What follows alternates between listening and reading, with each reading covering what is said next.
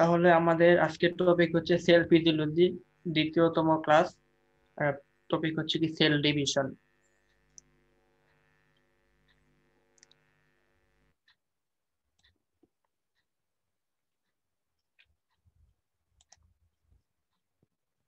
Hello. হ্যাঁ হ্যাঁ শুনতে পাচ্ছি। হুম। আচ্ছা, আজকে আমাদের লার্নিং অবজেক্ট কি? আজকে আমরা পড়বো সেল সাইকেল অ্যান্ড স্পেস, আর পরবর্তী সেল ডিভিশন, মাইটোসিস। আচ্ছা, এখন ক্লাস শুরুর আগে আমাদের কিছু কিওয়ার্ড জেনে নিতে হবে, যেগুলো না জানলে আমাদের পরবর্তীতে বুঝতে অসুবিধা হবে। জন্য কিওয়ার্ড গুলো আগে নিয়ে আসলাম, যেগুলো আগে একটু একটু জেনে তারপরে সামনে আগাবো। কিওয়ার্ডের মধ্যে কি কি আছে? Chromosome, chromatin, centriole and centrosome, centromere, kinetochore আর ক্রোমাটিড। এখন আমি সহজে ক্রোমোজোম, ক্রোমাটিন আর ক্রোমাটিড এই তিনটাকে সহজ ভাষায়, যাতে আমরা বুঝতে পারি, এরকম সহজ ভাষায় বলে দিচ্ছি। যে আমরা সবাই জানি যে ডিএনএ। ডিএনএটা কি? ডিএনএ কে বলা হয় বংশগতি ধারক বা বাহক। এগুলো আমাদের পূর্ববর্তী আদি পুরুষে তাদের এরকম বংশগতি ধারক বাহক নিয়ে আমাদের কাছে আসে। এবং ডিএনএ এর মধ্যে একটা থাকে জিন। এটা কিন্তু ওই জিন না, এটা হচ্ছে ডিএনএ এর মধ্যে থাকে একটা জিন। এটা নাম করে জিন বোধ কিছু না, জিন। এই ডিএনএ এর মধ্যে জিন থাকে। আর জিনের মধ্যে কি থাকে? জিনের মধ্যে থাকে এই যে ক্রোমাটিন। ক্রোমাটিন হচ্ছে একদম সুতার মতো, অনেক অনেক স্ট্রাকচার সুতার মতো। তার পরবর্তীতে ক্রোমাটিন যখন কন্ডেন্স হয়, মানে ঘন হয়, আরো ঘন হতে থাকে, ঘন হতে থাকে, তারপরে ক্রোমাটিড এই যে এরকম হয়ে যায়। এই যেটা হচ্ছে একটা ক্রোমাটিড। এই ক্রোমাটিডের মধ্যে অনেকগুলা ক্রোমাটিন থাকে। তার পরবর্তীতে এই ক্রোমাটিড, এই যে একটা ক্রোমাটিড, এটা যখন কন্ডেন্স হয়, আরো ঘন হয়, আরো ঘন হয়, আরো অনেকগুলো একসাথে লাগে, তারপরে হয়ে যায় ক্রোমোজোম। এই তিনটা সবাইকে বুঝতে পারছেন? মানে একদম সহজ ভাষায়, নাকি আরেকবার বুঝাইতে হবে? বুঝছি। আচ্ছা, তারপরে হচ্ছে সেন্ট্রিওল এন্ড সেন্ট্রোজোম। সেন্ট্রিওল আর সেন্ট্রোজোম হচ্ছে যে সেলের একটা অর্গানিজম। আমরা আগে সেলের অর্গানিজম তখন পড়ে আসছিলাম, আবার একটু বলে দিচ্ছি যে সেন্ট্রিওল এন্ড সেন্ট্রোজোম এগুলো হচ্ছে সেলের অর্গানিজম। এগুলার এই যেরকম রড লাইক স্ট্রাকচার, এগুলো বিভিন্ন কাজ করে, আমাদের এই সেল ডিভিশনে সাহায্য করে, বা আমাদের বডিকে সাপোর্ট দান করে, বা সেলকে সাপোর্ট দান করে। আরেকটা হচ্ছে কি সেন্ট্রোমিয়ার এন্ড কাইনোটেকর। এই যে এটা হচ্ছে সেন্ট্রোমিয়ার। এখন এটা হচ্ছে ক্রোমাটিড। এই যে দুটা ক্রোমাটিড একত্রে লাগলো, এই যে জায়গায় জায়গাটা লাগলো, এটার নাম হচ্ছে সেন্ট্রোমিয়ার। আর এই যে এরকম রড লাইক স্ট্রাকচার এই যে পাশে, এগুলো হচ্ছে কাইনোটেকর। আর বলে রাখি যে ক্রোমাটিড হচ্ছে দুই ধরনের, একটা সিস্টার ক্রোমাটিড, একটা ডটার ক্রোমাটিড। সিস্টার মানে কি? একই সেলের দুইটা ক্রোমাটিড যখন একত্রে লাগবে তখন হয়ে যাবে সিস্টার ক্রোমাটিড। আর যখন একটা এক সেলের আর একটা আরেক সেলের, তখন হয়তো ডটার হয়ে যাবে আর কি। ঠিক আছে, বুঝতে পারছেন সবাই? এগুলো হচ্ছে কিওয়ার্ড। এবার আমি সামনের দিকে আগাই। এখন প্রশ্ন হচ্ছে যে সেল ডিভিশনটা কি? সহজ কথায় cell division is the process by which cell multiply. সহজ কথা, এটা একটা পদ্ধতি, যে পদ্ধতি সেলসটা এরকম মাল্টিপ্লাই হয়, মানে একটা থেকে দুইটা, দুইটা থেকে চারটা, চারটা থেকে ছয়টা, এরকম মাল্টিপ্লাই হয়, মাল্টিপ্লিকেশন হয়। আর হচ্ছে সেল ডিভিশন দুই প্রকার, একটা হচ্ছে মাইটোসিস, মিওসিস। আজকে শুধু মাইটোসিস নিয়ে আলোচনা করবো, তার পরবর্তীতে মিওসিস নিয়ে আলোচনা করা হবে। এখন আসি আমরা মাইটোসিস সেল ডিভিশনটা কি। যে একটা প্রসেস সেল ডিভিশনের, এটা হচ্ছে কি ইউক্যারিওটিক সেলে হয়, মানে যেসব সেলে নিউক্লিয়াস থাকে ওসব সেলে হয়। এবং এটা কি হয়? এই ডিভিশনে সেপারেট হয় ক্রোমোজোম, সেল নিউক্লিয়াস সবগুলো সেপারেট হয়, হয়ে দুইটা আইডেন্টিশাল সেল হয়, যেটাকে ডটার সেল বলা হয়। এই যে এখানে যেটা হচ্ছে মাদার সেল। এই মাদার সেলেটা যখন এরকম ভাগ হয়ে বিভিন্ন পদ্ধতিতে ডিএনএ রেপ্লিকেশন হলো, তারপর সেল ডিভিশন হলো, দুটো ডটার সেল হলো। এবং দুটো ডটার সেলে কিন্তু ক্রোমোজোম নাম্বার সেম, এই যে এখানেও কিন্তু সবুজ, এটা নীল, এটা সবুজ, এই যে একই একই ক্রোমোজোম হলো। তারপরে সেলটা একই রকম হলো, মানে একটা থেকে দুইটা হলো। তার মধ্যে এরকম ক্রোমোজোম নাম্বারও সমান হলো, তারপর এরকম ভিতরের অর্গানগুলো একই থাকলো, মানে কোনো পরিবর্তন হলো না, একটা থেকে দুইটা হলো। যে এই পদ্ধতিতে, যে পদ্ধতিতে এই মাদার সেল থেকে ডটার সেল হলো, এই পদ্ধতিটাকে বলা হয় মাইটোসিস। এখন আমরা এই পদ্ধতিটা ডিটেলসে আলোচনা করবো, যে কিভাবে কিভাবে হয় মাইটোসিসটা। এবার আমার প্রশ্ন হলো যে কেন আমাদের সেল ডিভিশন দরকার? মানে সেল ডিভিশন কেন দরকার? কি দরকার ছিল সেল ডিভিশন না হলে কি হইতো? এখন আমরা সবাই জানি যে আমরা যে তৈরি হয়েছি, আমি নিজে মাত্র একটা সেল থেকে তৈরি হয়েছি। একটা স্পার্ম, একটা ওভাম মিলিত হয়ে আমি এত বড় একটা মানুষ তৈরি হয়েছি। সম্পূর্ণটাই কিন্তু সেল ডিভিশনের মাধ্যমে তৈরি হয়েছি। তারপরে আমি তৈরি হওয়ার পরে আমার শরীরের প্রতিনিয়ত বড় হচ্ছি। কিভাবে বড় হচ্ছে? সেল ডিভিশন, একটা থেকে দুইটা হচ্ছে, দুইটা চারটা হচ্ছে, আস্তে আস্তে বড় হচ্ছে। এর একটা গ্রোথ, মানে হিউম্যান বডির গ্রোথের জন্য সেল ডিভিশন দরকার। সেল ডিভিশন যদি না হয় তাহলে হিউম্যান বডির গতি হবে না। এরপর হচ্ছে কি repair and replacement dead cell, যে একটা আমাদের একটা জায়গা কেটে গেল, ওই জায়গাটা কিন্তু অটোমেটিক রিপেয়ার হয়ে যাচ্ছে, এখানে আমরা কিছুই করতেছি না। এই যে রিপেয়ারটা হচ্ছে কিভাবে হচ্ছে? ওই সেল ডিভিশন মাধ্যমে। এখানে সেল ডিভিশন হচ্ছে, একটা থেকে দুটা হচ্ছে, দুটো চারটা হচ্ছে, চারটা থেকে ছয়টা হচ্ছে, এরকম লাখ লাখ সেল হয়ে ওই জায়গাটা রিপেয়ার করে দিচ্ছে। আর হচ্ছে কি রিপ্লেস ডেড সেল। তারপর আমাদের আসলে যে ডেড সেল আছে, ডেড সেল গুলোকে রিপ্লেস করার জন্য যে এটার একটা পদ্ধতি আছে, এটা আমরা প্যাথোলজিতে করবো, যেটাকে হচ্ছে যে অ্যাপোপ্টোসিস, মানে নর্মালি ডেড মৃত্যু, মানে নর্মাল পদ্ধতিতে ডেড মানে রিপ্লেস, মানে যেগুলো মারা গেছে এগুলোকে রিমুভ করে একটা পদ্ধতি আছে। তারপর হচ্ছে কি অ্যাসেক্সুয়াল রিপ্রোডাকশন, মানে সেক্সুয়াল তো হয় মিউসিসে, কিন্তু মাইটোসিসে সেক্সুয়াল ছাড়া রিপ্রোডাকশন গুলো হয়, মানে যে একটা থেকে দুইটা, এটা তো একটা রিপ্রোডাকশন, যে একটা সেল থেকে দুইটা সেল হলো, তাহলে একটা থেকে দুইটা হলো, এটা রিপ্রোডাকশন হলো, মানে সেলের রিপ্রোডাকশন, এটা হয় মাইটোসিসের মাধ্যমে। এই সব কারণে আমাদের সেল ডিভিশন মানে কেন হয়, মানে কি দরকার বা কেন হয়, মানে সেল ডিভিশন হয় আর কি, সব কারণে। এখন আসি আমরা, সেল ডিভিশন হওয়ার জন্য একটা সাইকেল লাগে, মানে সেল সাইকেল, মানে একটা সাইকেলের মধ্যেই ডিভিশনটা হয়, মানে একটা সাইকেলিক নিয়ন্ত্রিত। এটা হচ্ছে কি যে cell cycle is the sequence of growth and division of cell, মানে এই যে সিকোয়েন্সে সেলটা গ্রোথ এবং ডিভিশন হবে এটাকে সেল সাইকেল বলা হয়। এটা তিনটা ফেজ আছে, একটা হচ্ছে ইন্টারফেজ, মাইটোসিস আর সাইটোকাইনেসিস। এই যে এখানে সবুজটা হচ্ছে ইন্টারফেজ, এই সবুজ পুরোটা হচ্ছে ইন্টারফেজ। তারপরটা হচ্ছে যে মাইটোটিক ফেজ, এই মাইটোটিক ফেজের মধ্যেই আরেকটা ছোট একটা ইয়ে আছে, এটা হচ্ছে সাইটোকাইনেসিস, মানে এটা হচ্ছে একটা সেল সাইকেল। এই সাইকেলে হয় যে প্রথমে ইন্টারফেসের মাধ্যমে এই ধাপগুলো পারিত হয়, তারপর মাইটোসিস হয়, তারপরে শেষ হয়, আবার শুরু হয় ইন্টারফেস থেকে, শুরু হয়ে এই আবার মাইটোসিসের মাধ্যমে সেল ডিভিশন শেষ হয়, আবার ইন্টারফেস, এইভাবে চক্রাকার চলতে থাকে। এটাই হচ্ছে সেল সাইকেল। আর এর কারণে কি হয়, এই সেল সাইকেলের কারণে কি হয়, আমরা দুইটা আইডেন্টিয়াল সেল পাই, একটা হচ্ছে একটা প্যারেন্ট সেল থেকে দুইটা সেল পাই, মানে দুটা ডটার সেল পাই, বা একটা মাদার সেল থেকে দুটা ডটার সেল আমরা পাই এই মাইটোসিস পদ্ধতিতে, এই সেল সাইকেলের মাধ্যমে, যে একবার ইন্টারফেস হইয়া তারপরে মাইটোসিস হলো, শেষ হয়ে গেল, তো দুইটা সেল পাবে, একটা থেকে দুইটা হবে, হয়তো বা এটা প্যারেন্ট সেল থেকে হতে পারে বা মাদার সেল থেকেও হতে পারে, দুইটা হবে, দুটা ডটার সেল হবে। এবার আমরা আসি যে ইন্টারফেস। আমার বোঝানো কি বুঝতে পারতেছে না, কঠিন হয়ে যাচ্ছে? বুঝতেছি। আচ্ছা, এবার হচ্ছে ইন্টারফেস। ইন্টারফেসটা সেল সাইকেলের 90%, মানে ইন্টারফেসটা একদম পুরা সেল সাইকেলের যতটুকু সময় লাগে তার মধ্যে 90% হয় ইন্টারফেস। আর ইন্টারফেসের তিনটা ভাগ আছে, একটা হচ্ছে গ্যাপ ওয়ান বা G1 ফেজ, তারপর হচ্ছে এস ফেজ বা সিনথেসিস ফেজ, আর G2 বা গ্যাপ টু ফেজ। আমি বোঝাচ্ছি যে গ্যাপ ওয়ান, এখানে একটা সেল গ্রোথ হবে, মানে একটা বিরতি পর্যায়ে সেলটা আস্তে আস্তে আস্তে গ্রোথ হবে, এখানে কোনো তেমন কোনো কাজ হবে না, মানে গ্যাপ হলো একটা, শুরুতে গ্যাপ হলো, মানে সে পরবর্তীতে আবার প্রিপারেশন নিল, একটা মানে রেস্ট নিয়ে তার এনার্জিটাকে সে দম করে নিল, এটা হচ্ছে গ্রোথ হইলো। তারপরে সে হচ্ছে এস ফেজ, মানে সিনথেসিস, এখানে এরকম ডিএনএ সিনথেসিস হবে, আরএনএ সিনথেসিস হবে, যা যা লাগবে সে এরকম সব গুছাই নিবে। তার পরবর্তীতে আবার একটা গ্যাপ ফেজ, মানে G2 ফেজ। এই ফেজে কি করবে, সে তার প্রিপারেশন, তার এরকম পরবর্তীতে মাইটোসিসের প্রিপারেশন নিবে, নেওয়ার পরে তার মাইটোসিস হবে এবং সেল ডিভিশনটা হবে, সেল শেষ হয়ে যাবে। এটা হচ্ছে ইন্টারফেস। এবার আমরা আসি যে এই যে G1 ফেজ। G1 ফেজে কি হয়, এই যে G1 ফেজটা শুরু হচ্ছে এখান থেকে এতটুকু পর্যন্ত G1 ফেজ। এখানে কি হচ্ছে, গ্রোথ অফ দ্য সেল, যে G1 ফেজে গ্রোথ অফ সেলের গ্রোথ হচ্ছে, তারপর ডুপ্লিকেশন অফ দ্য অর্গানেলস গুলো এরকম ডাবল হচ্ছে, তারপরে সিনথেসিস অফ প্রোটিন, কিছু প্রোটিন সিনথেসিস করতেছে পরবর্তী ধাপের জন্য, এটা হচ্ছে G1 ফেজ, মানে গ্যাপ ওয়ান ফেজ। তার পরবর্তী হচ্ছে এস ফেজ। এস ফেজটাতে কি হয়, যে ডিএনএ সিনথেসিস অকার, এখানে ডিএনএ সিনথেসিস হয়, এই যে এটা হচ্ছে এস ফেজ। যে G1 ফেজে তো ডুপ্লিকেশন হলো, তারপর হচ্ছে এস ফেজ। এস ফেজে কি হয়, যে ডিএনএ সিনথেসিস হয়, তার পরবর্তীতে কি হয়, DNA replication results in duplicate chromosome, তারপরে ডিএনএ রেপ্লিকেশন হয়ে যে দুইটা ক্রোমোজোম তৈরি করে, তারপরে কি হয়, যে সেন্ট্রোজোম সাইকেল, তারপর সেন্ট্রোজোম সাইকেল হয়, মানে এখানে একটা সে প্রিপারেশন নিল তার পরবর্তী পেজে, মানে গ্যাপ টু এর জন্য সে এখানে তার ডিএনএ সিনথেসিস করলো, আরএনএ কে রেপ্লিকেশন করলো, এবং দুটা হলো ক্রোমোজোম গুলোকে ঠিকঠাক করলো, মানে একটা প্রিপারেশন নিচ্ছে সেল ডিভিশনের জন্য। তার পরবর্তীতে কি, আবার একটা G2 আর একটা গ্যাপ ফেজ।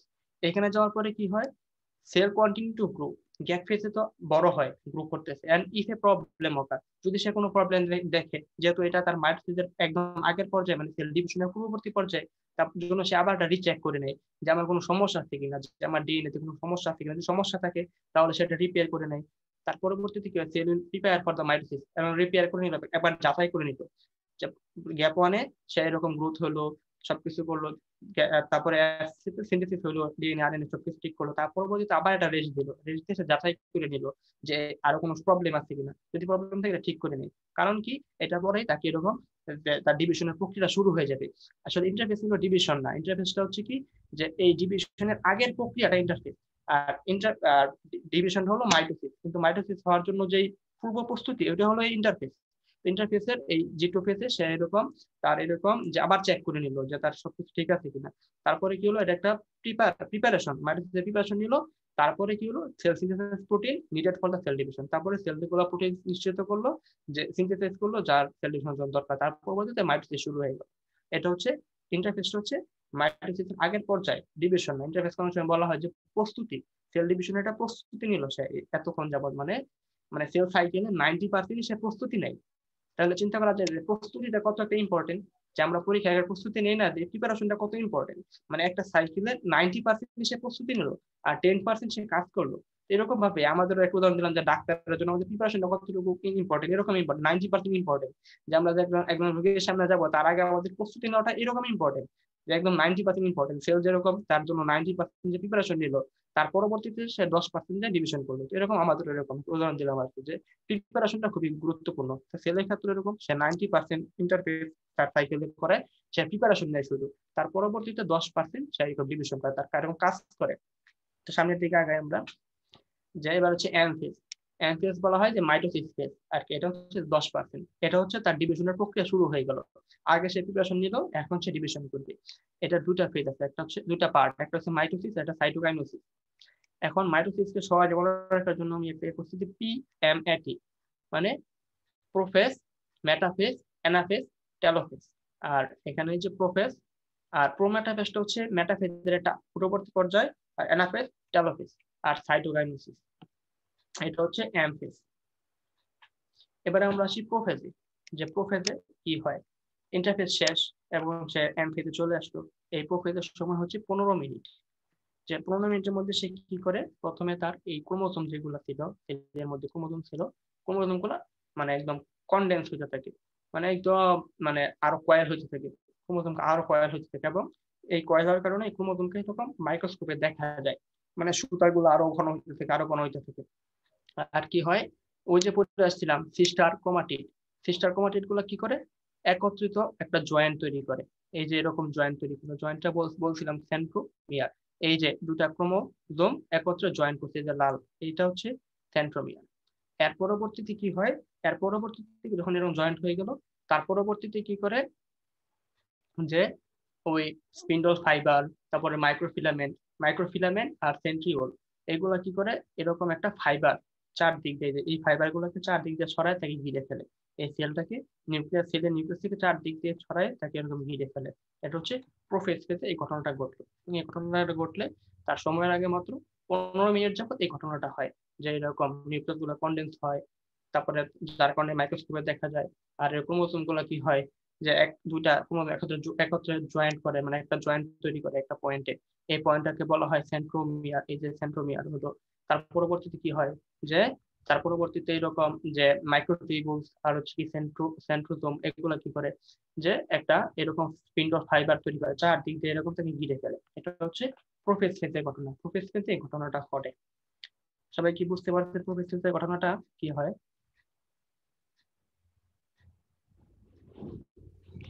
হ্যাঁ, বুঝছি।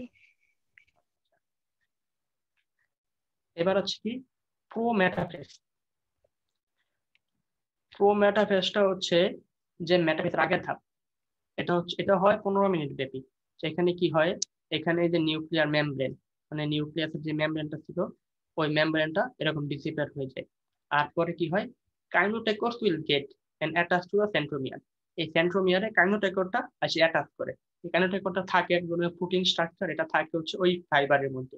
কাইনোটেকোর অ্যাটাচ হয় কেন, যাতে করে ওই ক্রোমোজোম গুলা মানে ধরে রাখতে পারে এবং মুভ করতে পারে, সে কারণে এরকম এই কাইনোটেকোর গুলো অ্যাটাচ হয়। আর হচ্ছে কি, এই যে spindle fiber become attach to the kinetochore, আর স্পিন্ডল ফাইবার গুলো এরকম কাইনোটেকরে অ্যাটাচ হয়।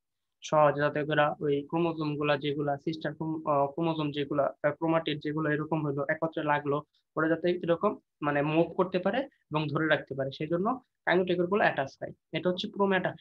প্রোমেটাফেজ তারপরে হলো এটা। এবার আমরা আসি যে মেটাফেজ। মেটাফেজ হচ্ছে কি, এটা সহজে মনে রাখার জন্য মানে মিড ইন দা মিডল। এবার কি হলো, যে ওই যে ক্রোমোজোম গুলা অ্যাটাচ হলো, কাইনেটোকর আসলো, তারপরে ফাইবার গুলো আসলো, এগুলা কি হলো, ক্রোমোজোম রিচ দে আর মোস্ট হাইলি কন্ডেন্সড। এই ক্ষেত্রে ক্রোমোজোম গুলো আরো ঘন হতে থাকে। আর হচ্ছে কি, এই স্পিন্ডল ফাইবার গুলা কি করে, যে একটা মানে একটা দুইটা ভাগে মানে সেলটাকে সমানভাবে ইকুইটোরিয়াল প্লেন হয়, মানে দুই ভাগে সমান ভাগে ভাগ করে। এটা হচ্ছে ইকুইটোরিয়াল প্লেন, মানে একদম মাঝখান দিয়ে এরকম ভাগ হয়ে যায়।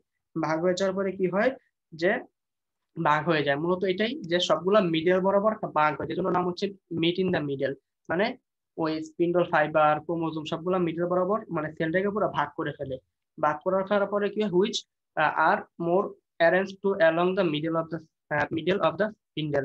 মানে স্পিন্ডেলের সোজা কথা এই ফেজের কাজই হচ্ছে কি, যে সবগুলা ওই যে ফাইবার, তারপরে হচ্ছে ক্রোমোজোম, এগুলাকে সবগুলাকে সেলটাকে সোজা কথা সেলটাকে ইকুইটোরিয়াল প্লেন মানে একদম সমানভাবে এরকম দুই ভাগে ভাগ করে ফেলে। এটি হচ্ছে মেটাফেজের একদম মূল কাজ। আর এই স্টেজে কি হয়, ক্রোমোজোম কালার ড্যান্স হয় এবং এইটার সময় হচ্ছে 20 মিনিট। এটা হচ্ছে মেটাফেজ। তারপরে অ্যানাফেজ। এবার যে মিডলে ভাগ হয়ে গেল, অ্যানাফেজ মানে অ্যাপার্ট। অ্যাপার্ট মানে কি, দুই ভাগে ভাগ হয়, দুই মেরুতে চলে যাওয়া, মানে সেলের দুই প্রান্তে চলে যাওয়া। ওই যে আগের পেজে আমরা দেখলাম মিডল ভাগ হইলো, ভাগ হওয়ার পরে কি হলো, তারপরে the chromosome of the chromosome the centromere of each chromosome. এই যেখানে সেন্ট্রোমিয়ার ছিল, এটা কি হবে, স্পিল্ড মানে মানে ভেঙে যাবে। মানে সেন্ট্রোমিয়ার যে বন্ধন ছিল, দুটো ক্রোমোজোম তো আমাদের এরকম বাইন্ড করেছিল, ওই বন্ধনটা ভেঙে যাবে। ভেঙে যাওয়ার পরে কি হবে, যে সিস্টার ক্রোমাটিন টু স্টেট, এই সিস্টার ক্রোমোজোম ছড়ায় যাবে, ছড়ায়া এই ফাইবার দিয়ে ওই রকম একটা এক পাশে আর একটা এক পাশে চলে আসবে। আর the chromatids are then pulled by spindle fiber, spindle fiber টেনে তাকে দুই পাশে নিয়ে যাবে। এই জন্য এর নাম হচ্ছে অ্যাপার্ট। অ্যাপার্ট মানে একদিকে চলে যাওয়া। মানে এই জন্য এর নাম আমি সহজ বলছি অ্যানাফেজ মানে অ্যাপার্ট মানে একদিকে চলে যাওয়া। মানে তাহলে কি হলো, যে আমাদের সিস্টার এই ক্রোমোজোমের যে বন্ধনটা ছিল ভেঙে যাবে, দুইটা ক্রোমোজোম দুই পাশে চলে যাবে। আর কি হবে, opposite side of the cell, দুটো অপোজিট পাশে, একটাই পাশে চলে যাবে। আর কি হবে, this two sets of chromosome তার আইডেন্টিশিয়াল। তখন এটাকে দুটা সেট ক্রোমোজোম দেখা যাবে, এই পাশে একটা সেট ক্রোমোজোমের সেট, এই পাশে একটা ক্রোমোজোমের সেট, এবং এগুলো হচ্ছে কি সিস্টার ক্রোমাটিড। ঠিক আছে, এটা হচ্ছে অ্যানাফেজের অ্যানাফেজের কাজ। অ্যানাফেজ ধাপে কি হয়, সোজা কথা অ্যানাফেজ ধাপে ওই যে ওইখানে যে ভাগ হয়েছিল, ভাগ হওয়ার পরে এখন যেহেতু সেলটা ভাগ হবে, সেহেতু মাল ম্যাটেরিয়াল গুলো যা ছিল সব অর্ধেক অর্ধেক হয়ে গেল। যেমন এখানে যদি 10টা থাকে, এই পাশে 10টা, দুই পাশে চলে গেল সবগুলা, মানে মাঝখান থেকে সব দুই পাশে চলে গেল। এর আগে ফেজ ছিল মাঝখানে আসলো, আসার পরে ভাগ হলো একটা প্লেনের মাধ্যমে, ভাগ হওয়ার পরে এখন স্পিন্ডল ফাইবার গুলো টেনে দুজনকে দুই পাশে নিয়ে মানে 50-50 করে দিল সেলটাকে। মানে এই যে এই পাশে 50% চলে গেল এক পাশে, এই পাশে চলে 50%, এটা হচ্ছে অ্যাপার্ট মানে এক পাশে চলে যাওয়া। এটা হচ্ছে অ্যানাফেজ ধাপের কাজ, এবং এটা খুব দ্রুত হয়। এটা মাত্র 3 মিনিট সময় লাগে। 3 মিনিটের মধ্যেই তাদের এরকম যে কাইনেটোকরের মাধ্যমে যে বন্ধন গুলো ছিল, বন্ধনটা ভেঙে সেন্ট্রোমিয়ার ভেঙে দুই পাশে নিয়ে চলে গেল। এটা হচ্ছে অ্যানাফেজ মানে অ্যাপার্ট মানে এক ধাপের কাজ। তার পরবর্তীতে টেলোফেজ। এটা হচ্ছে একদম শেষ পর্যায়ে, এটা সময় লাগে হচ্ছে 10 মিনিট। এখানে কি হয়, যে এখানে এই যে দুই পাশে চলে গেল, চলে যাওয়ার পরে দুই পাশে একটা সেল মেমব্রেন তৈরি হবে, যে একটা সেল মেমব্রেন নিউক্লিয়ার মেমব্রেন তৈরি হবে অ্যারাউন্ড দা ইচ, মানে প্রত্যেকের দুই পাশে একটা করে নিউক্লিয়ার মেমব্রেন তৈরি হবে, এবং তারা ক্রোমোজোম গুলো সেট করবে, 27টা ক্রোমোজোম সেট করবে। কারণ আমরা জানি যে একটা নর্মাল সেলে এরকম 46টা ক্রোমোজোম থাকে, 46টা ক্রোমোজোম সেট করবে। আর কি হবে, যে স্পিন্ডল ফাইবার গুলো আস্তে আস্তে ডিসঅ্যাপিয়ার হবে, আর ক্রোমোজোম গুলো থিনার হবে, ক্রোমোজোম গুলো আবার এরকম আগের মতো বড় হতে থাকবে। আর এবার cytoplasm start dividing by contracting line, এবং সাইটোপ্লাজম তৈরি হবে। এট দ্য এন্ড আমরা কি পাবো, we have two diploid daughter cell, এবং আমরা দুইটা ডিপ্লয় ডটার সেল পাবো, which আইডেন্টিয়াল, যাতে দেখা যাবে শেষ পর্যায়ে এটা অনেকটা প্রোফেজার যেরকম সেলগুলো ব্যাংক ছিল, এটা উল্টাটা হয়, যে এখানে দুই পাশে চলে গেল, তারপর একটা নিউক্লিয়ার মেমব্রেন তৈরি হবে, তারপরে স্পিন্ডল ফাইবার গুলো ডিসঅ্যাপিয়ার হবে, তারপরে ক্রোমোজোম গুলো আরো আস্তে আস্তে মানে আরো সুতাগুলো ছেড়ে দিবে, থিনার হবে। আর কি সাইটোপ্লাজমটা আস্তে আস্তে স্টার্ট ডিভাইডিং, মানে দুইটা সেল ডিভাইডে সাইটোপ্লাজম তৈরি হবে। এবং সবশেষে আমরা কি পাবো, দুইটা সেল পাবো, দুইটা ডিপ্লয়েড ডটার সেল পাবো, এবং এই দুটাকে দেখা যাবে। তার মানে একটা থেকে দুইটা হয়ে গেল। এটা হচ্ছে মাইটোসিস প্রক্রিয়া। আর হচ্ছে একটা বললাম সাইটোকাইনোসিস। আগে যেটা বললাম এটা হচ্ছে আমাদের সেলের ভিতরে মানে মানে নিউক্লিয়াসের ডিভিশনটা। এবার হচ্ছে সাইটোকাইনেসিস। সাইটোকাইনেসিস সাইটোপ্লাজমের বিভাজন, সাইটোপ্লাজমটা বিভাজন হবে। হওয়ার পরে এরকম সাইটোপ্লাজম ডিভিশনটা সাইটোকাইনেসিস বলা হয়। ডিভিশন হচ্ছে সাইটোপ্লাজম সাইটো অর্গানেল। আর হচ্ছে এই সাইটোকাইনেসিস শুরু হয় কখন থেকে, ওই যে অ্যানাফেজ থেকে শুরু হয়। অ্যানাফেজ থেকে যখন এক মাসে যাইতেছিল তখন থেকেই সাইটোকাইনেসিস শুরু হয়, যে সে তার সাইটোকাইনেসিসের মাধ্যমে সে তার জিনিসগুলোকে এক পাশে নিয়ে সাইটোপ্লাজমকে নিয়ে আসে। এটা সাইটোকাইনেসিস। এক অ্যানাফেজ থেকে শুরু হয়, শেষ হয় টেলোফেজের মাধ্যমে। এইভাবে একটা মাইটোসিস হয়। তো এখন সামারিতে একটা ভিডিও প্লে করবো, সবাই দেখেন। In this module, you will learn about mitosis. Mitosis is a process of cell division that makes possible regeneration of body parts. Sound শোনা যাচ্ছে? হ্যালো, আপনারা কি সাউন্ড শুনতে হ্যাঁ পাচ্ছেন? শোনা যাচ্ছে। আচ্ছা, To elaborate, mitosis is the separation of nuclear chromosomes into two identical daughter nuclei. It is divided into four key phases: prophase, metaphase, anaphase, and telophase.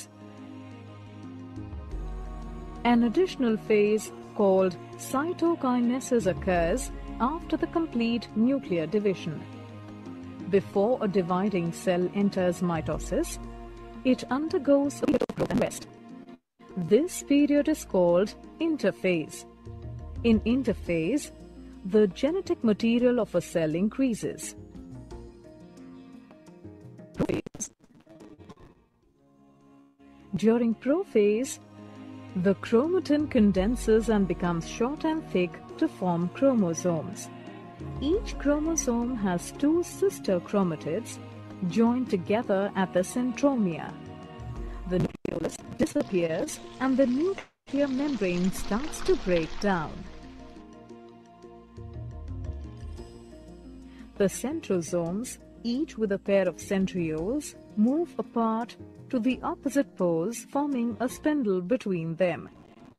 Metaphase.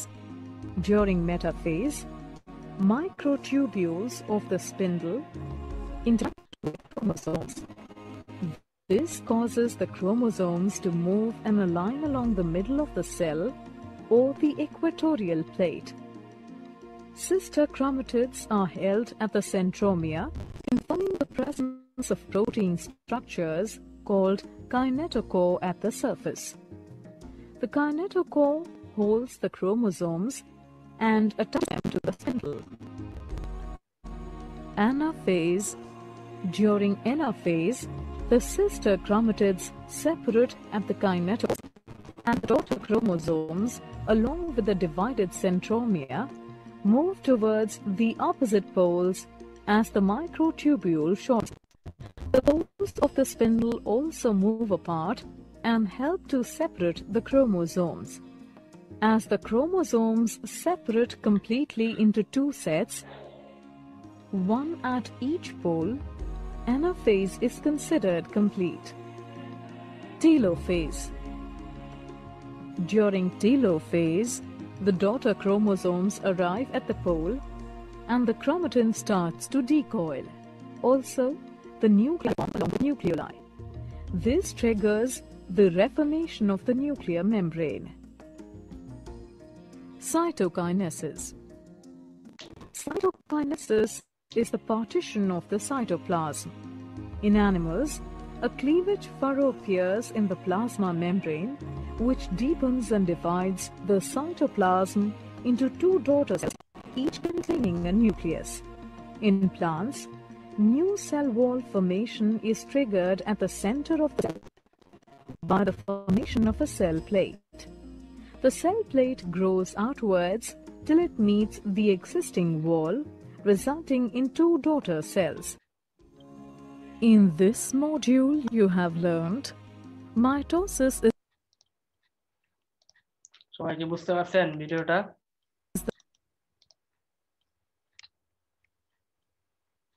সবাই কি ভিডিওটা বুঝতে পারছেন? হ্যাঁ বুঝতে পারছি। আচ্ছা, আজকের মতো এখানেই শেষ। যতটুকু পারার চেষ্টা করছি বোঝানোর জন্য।